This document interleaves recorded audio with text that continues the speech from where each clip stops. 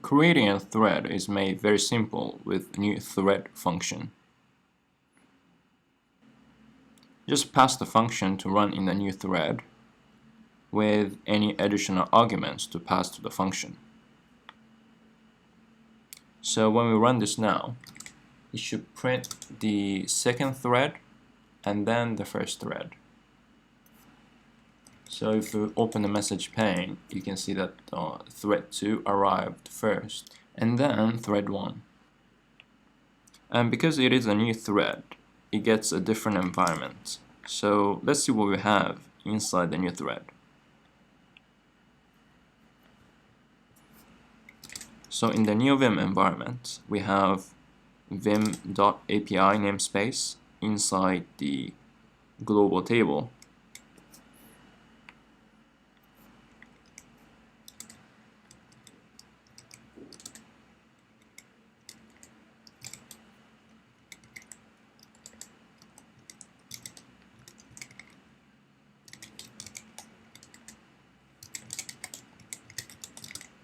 Once it enters the new thread, as you can see, we only have one function, and vim get runtime. Another thing with the thread is that it does not return the value from the function.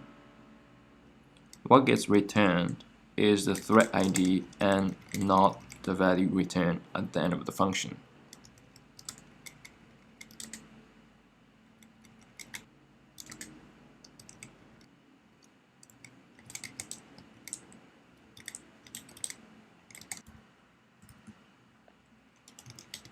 So here, it does not return hello, but it just returns the thread ID, which was the same as which was printed inside the delay function.